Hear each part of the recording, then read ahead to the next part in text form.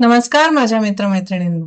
Solving questions with Gauri ma'am या माझ्या YouTube चॅनलवर तुमचं सगळ्यांचं स्वागत आहे. डॉक्टर होमी भाभा बालवैज्ञानिक स्पर्धा या परीक्षेची आपण तयारी करतो. आज पासून जर विचार केला तर 8 नोव्हेंबरला परीक्षा आहे, त्यामुळे 1 महिन्यापेक्षा कमी दिवस आता बाकी आहेत. बऱ्यापैकी अभ्यास तुमचा झालेला आहे. सायमल्टेनियसली क्वेश्चन सॉल्व्हिंगची प्रॅक्टिस नक्की करा. यासाठी तुम्ही माझ्याकडून चॅप्टर वाईज क्वेश्चन बँक नक्की घ्या.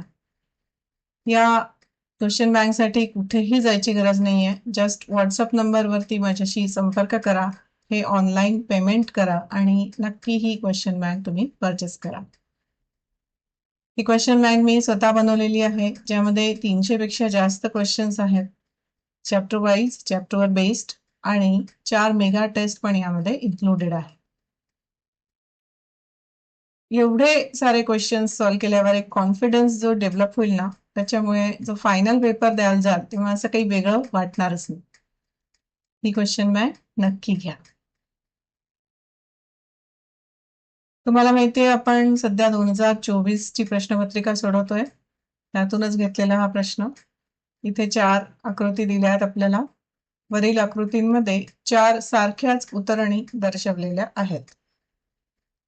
त्या उतरणीचे जे कोन आहेत ते वेगळे आहेत बघा. 45 डिग्री पी मध्ये आहे, 50 डिग्री क्यू मध्ये आहे, आर मध्ये 60 डिग्री आहे आणि एस मध्ये 30 डिग्री आहे. त्यांच्यावरून एकाच प्रकारच्या 4 वस्तू सोडल्यास जमिनीवर पोहोचताना कोणत्या वस्तूची गतिज ऊर्जा सर्वात जास्त असेल?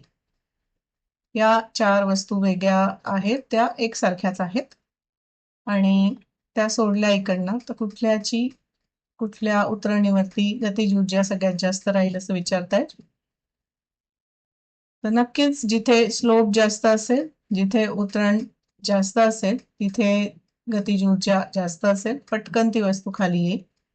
आणि हे आपल्याला पर्याय सी मध्ये दिसतंय, म्हणजे या आर मध्ये दिसतंय, त्यामुळे उत्तर होईल आर. ठीक आहे, सॉरी, म्हणजे ऑप्शन सी. पुढचा प्रश्न आहे बघा. उन्हाळ्याच्या तुलनेत पावसाळ्यात वस्तूच्या सावल्या अस्पष्ट का असतात?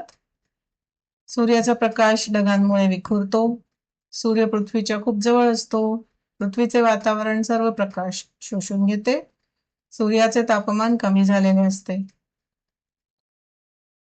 तर पृथ्वी आणि सूर्याचं अंतर तर कधी बदलत नाही, वातावरण प्रकाश शोषून घेत नाही आणि सूर्याचं तापमान सुद्धा कमी होत नाही. त्यामुळे पर्याय ए, विखुरणार ना, ढगांमुळे प्रकाश विखुरणार आणि प्रकाश एकदा विखुरला की सावल्या स्पष्ट होणार, हो की नाही?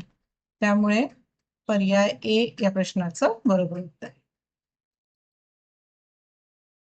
पुढचा प्रश्न आहे.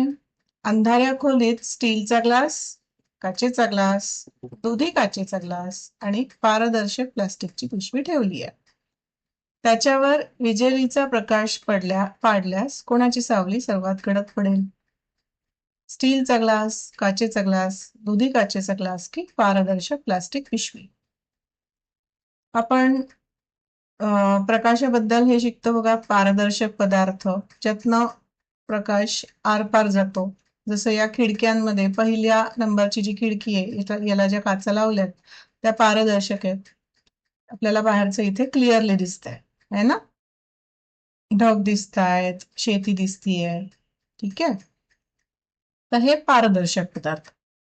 ज्या पदार्थातनं प्रकाश आरपार जात नाही ते अपारदर्शक, म्हणजे हे 3 नंबरची खिडकी बघा, याच्यातनं प्रकाश अजिबात जात नाहीये, पलीकडचं आपल्याला काहीच दिसत नाही. आणि तिसरा प्रकार असतो ज्या पदार्थातनं प्रकाश काही प्रमाणात आरपार जातो. इथे आपल्याला दिसतं आहे बाहेर साधारण ढग असतील बाबा, किंवा इथे शेती असेल, पण खूप क्लिअर नाही दिसत आहे, हो की नाही? त्यामुळे हे झालं अर्धपारदर्शक पदार्थ. तर ह्या कन्सेप्टवर बेस्ड आपल्याला क्वेश्चन बनवलेला आहे. ह्याच्यात स्टीलचा ग्लास जर विचार केला तुम्ही तर तो अपारदर्शक आहे, त्याच्यातनं काही प्रकाश जाणार नाही. आणि त्यांनी विचारलंय गडद सावली हवी आहे. गडद सावली असण्यासाठी पदार्थ जो आहे तो अपारदर्शकच असायला हवा, म्हणून मग पर्याय ए याचा बरोबर उत्तर होईल. दुधी काचेचा ग्लास अर्धपारदर्शक असेल, काचेचा ग्लास पण अर्धपारदर्शक असेल, आणि पारदर्शक प्लास्टिकची पिशवी तर पारदर्शकच असेल, ओके नाही. सो उत्तर काय होईल? पर्याय ई. Got it? आलं लक्षात? पुढचा प्रश्न बघूया. आकृतीत मोठा खोका पुढे ढकलला जात आहे. यावेळी विविध बलांमधील संबंध दर्शवणारे पर्याय दिलेले आहेत. त्यातील योग्य पर्याय निवडा. तर इथे काहीतरी खोकं हे ढकलतायत काका. यामध्ये स्नायू बल हे गुरुत्व बलापेक्षा जास्त, स्नायू बल हे घर्षण बलापेक्षा कमी, स्नायू बल हे घर्षण बलापेक्षा जास्त आणि स्नायू बल हे गुरुत्व बलापेक्षा कमी. तर लक्षात घ्या, इथे गुरुत्व बलाचा तसा काही रेफरन्स नाही येणार, कारण की आपण ही वस्तू उचलत नाही आहोत. जेव्हा आपण खालून एखादी वस्तू उचलू त्यावेळेला तिथे गुरुत्व बलाचा रेफरन्स येईल. इथे ही वस्तू, इथे हे खोकं ढकललं जात आहे, त्यामुळे इथे कुठला बलाचा रेफरन्स येईल तर घर्षण बल, आणि हे काका ढकलतायत त्यामुळे स्नायू बल. ज्या वेळेला या घर्षण बलापेक्षा स्नायू बल हे जास्त होईल तेव्हाच हे खोकं पुढे ढकललं जाईल. येते लक्षात? त्यामुळे इथे हे दाखवले पर्याय सी मध्ये, जे या प्रश्नाचं बरोबर उत्तर आहे. पुढचा प्रश्न बघा. बहिरे लोक डॅश भाषेचा उपयोग करतात. खुणांच्या, ब्रेल, इमोजीच्या, स्पर्शाच्या. इमोजीच्या, स्पर्शाच्या कुठल्या भाषा नसतातच. इमोजी हे आपल्या व्हॉट्सअपमुळे आलेलं आहे, ते त्यांनी दिलंय खरं आपल्याला. ब्रेल ही जी लिपी आहे ती आंधळ्या लोकांसाठी वापरली जाते. ते हाताने असं ब्रेल लिपी वाचू शकतात, आणि खुणांच्या भाषा बहिऱ्या लोकांसाठी असतात. तर त्या भाषांमध्ये अ आ इ ई आपली जी बाराखडी आहे त्याच्यासाठी हाताच्या बोटांच्या वेगवेगळ्या खुणा तयार केलेल्या असतात, आणि या खुणांचा वापर करून शब्दांचा वापर करून वाक्य बनवली जातात, आणि ते बोलता येतं किंवा त्यांना समजवता येतं. पर्याय ए या प्रश्नाचं बरोबर उत्तर आहे. ठीक आहे. पुढचा प्रश्न आहे. आकृतीत 2 प्रभारित केलेल्या धातूच्या पट्ट्यांमध्ये धातूचा गोल एम ठेवला आहे. गोल एम वरील परिणामी विद्युत भार वितरण काय असेल? या 2 धातूच्या पट्ट्या आहेत ज्या प्रभारित केल्या आहेत. इथे ऋणभार आहे आणि इथे धनभार आहे. तर याच्या ऑपोजिट, याच्या विरुद्ध भार या एम नावाच्या धातूच्या गोलामध्ये असणार आहे. जिथे ऋणभार आहे तिथे आतमध्ये धनभार येईल, आणि जिथे बाहेर तुम्हाला धनभार दिसतो आहे इथे आतमध्ये ऋणभार येईल. आलं लक्षात? त्यामुळे या प्रश्नाचं उत्तर ए हे होईल. पुढचा प्रश्न आहे. डोंगरावर चढताना व्यक्ती पुढे झुकून चालते कारण पाय घसरू नये म्हणून, जलद चढून जाता येईल म्हणून, चढताना थकवा कमी येईल म्हणून, गुरुत्व मध्य साधता येतो म्हणून. जेव्हा आपण डोंगरावर चढतो त्यावेळेला गुरुत्व मध्य साधणे खूप आवश्यक असतं. गुरुत्व मध्य साधल्यामुळेच आपण बॅलन्स करू शकतो, आपण पडत नाही.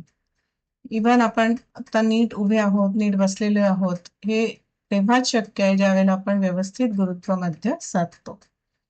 तर हाच गुरुत्व मध्य जेव्हा आपण डोंगर चढतो आहे तो साधण्यासाठी आपल्याला समोरच्या बाजूला झुकलं तर सोपं पडतं.